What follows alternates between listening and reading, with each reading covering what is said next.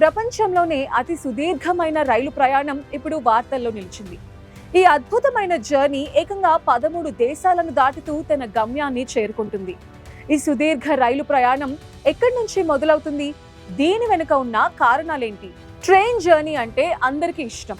Window సీట్లో కూర్చుని ప్రకృతిని చూస్తూ ఓ కాఫీ తాగుతూ వెళ్ళటమే ఒక కొత్త అనుభూతి.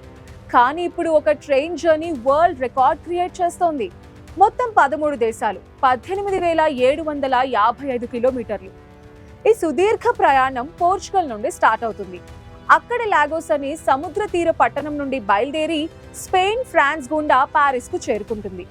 ఆ తర్వాత యూరోప్ నుండి వెస్ట్ సైడ్ వెళ్లి సైబీరియాకు వెళ్తుంది. అక్కడి నుండి బీజింగ్ కు 6 రాత్రులు పడుతుందట.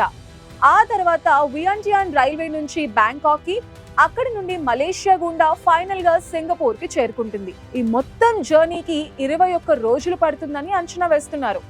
అయితే ట్రైన్ ఆగిన ప్రతి స్టాప్ లో గనక కొన్ని రోజులు ఆగి ఎంజాయ్ చేస్తే ఈ ప్రయాణం నెలల తరబడి సాగే అవకాశం కూడా ఉందని రైల్వే అధికారులు చెప్తున్నారు.